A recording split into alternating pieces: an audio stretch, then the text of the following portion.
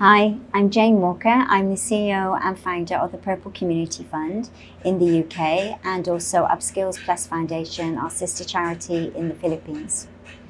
In 1996, 30 years ago, I travelled to the Philippines on a sabbatical from work. Shortly after arriving, I bought a newspaper and read about families being evicted from their makeshift homes. Curiosity, concern drove me to ask a taxi driver to take me to the largest squatter area he knew. What I found changed my life forever. Families of 5 or 6 lived in shanty homes no larger than a garden shed, with no running water, unsafe electrical connections, and no sanitation.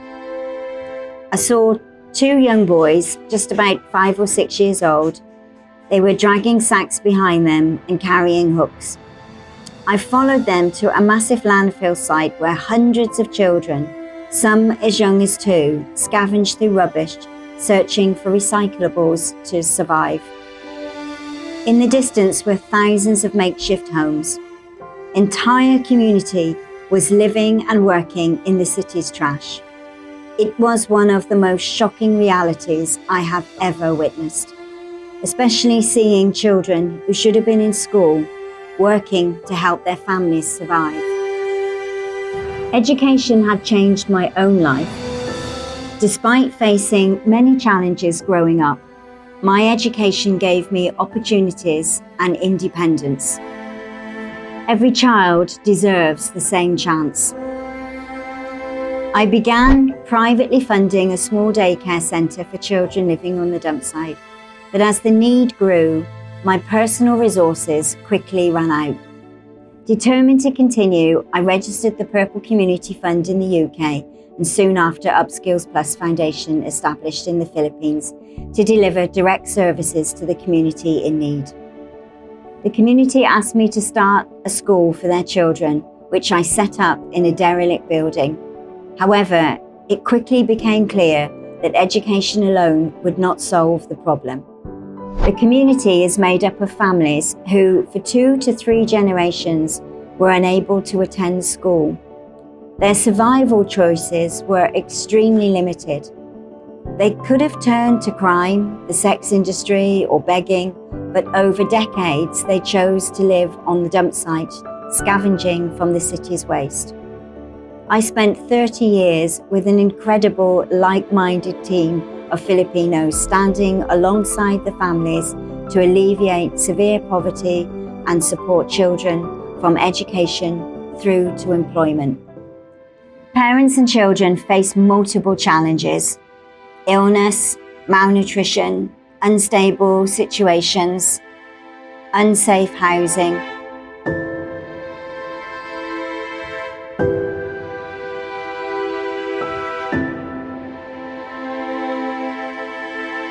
Typhoons,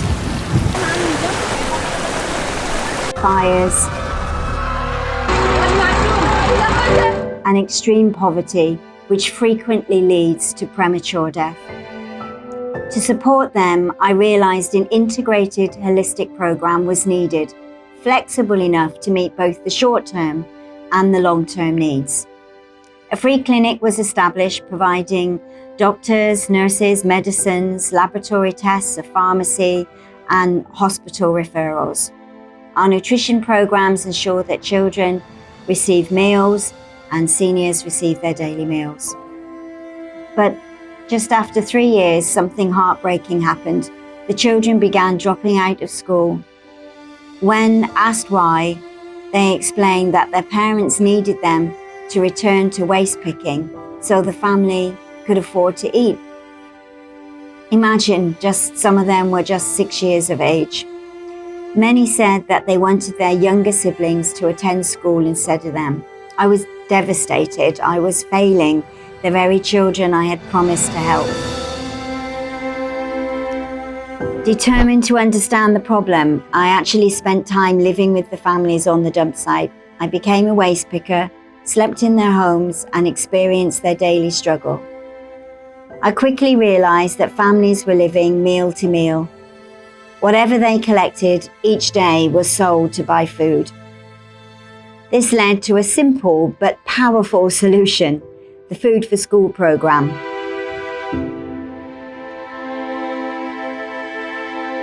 Children earned rice credits for daily attendance, canned food for academic achievement, and vegetables for good behaviour and grooming. By the end of the week, the children returned home with bags of groceries for their families. Almost overnight, school attendance rose to nearly 100%. Parents became deeply engaged, helping their children with homework, encouraging success, because education now directly helped feed their families. As demand grew, and the school that I had started was too small to educate all the children on the dump site, I campaigned with government officials for 3 years to secure land for a larger school. Permission was granted, and we built a school from 78 40-foot recycled shipping containers. It became the world's first school constructed from connected containers. The school educated hundreds of children and helped eliminate child labour on the dump site.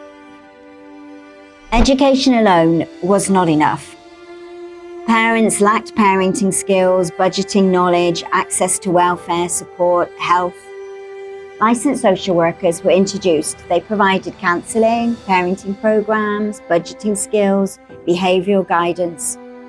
These services stabilised households and created stronger family environments for their children to succeed. Despite these improvements, extreme poverty remained widespread. Some families survived by eating leftovers from fast food restaurants from customers' plates, known as pag pag, when it was rainy and they couldn't collect much recyclables. We knew that extra support was needed to those mothers who had adopted children and had got large families, or they were single parents or widows. So to help mothers earn a more sustainable income, we launched a livelihood programme. The first initiative used materials found on the dump site. Aluminium ring pulls were collected and transformed into handbags and accessories, both sold locally and international. This programme continues today, providing families with a sustainable income. Many women wanted to learn sewing. Training programs allowed mothers to create school uniforms for our own school children, bag linings for the ring pull handbags and other textile products. Over time, as our students left the school and went on to sixth form and university, we started vocational training in the container school, and the container building now serves as a skills hub, offering electronics and sewing courses from basic to advanced levels. The building also provides ballet programs and dance programs and choir for our students.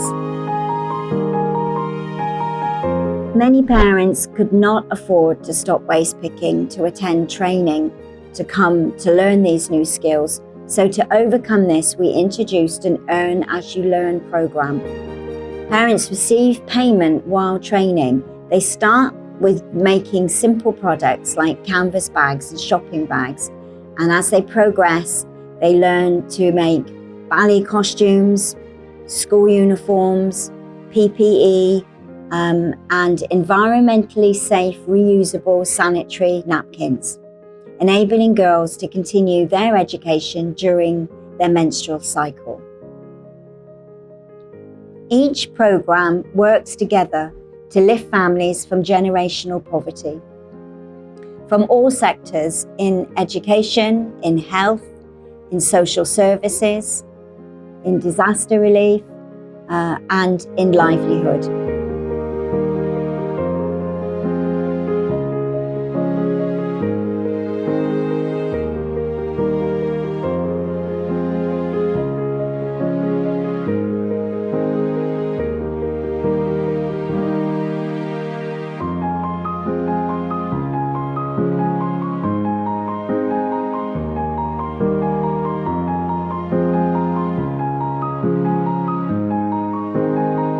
Poverty should never define a child's or a family's future. Through education, health, housing, welfare, and livelihood programs, thousands of lives have changed, and still more to come. Thank you so much for standing with us. Thank you so much for supporting us. Your help makes a huge difference. Thank you.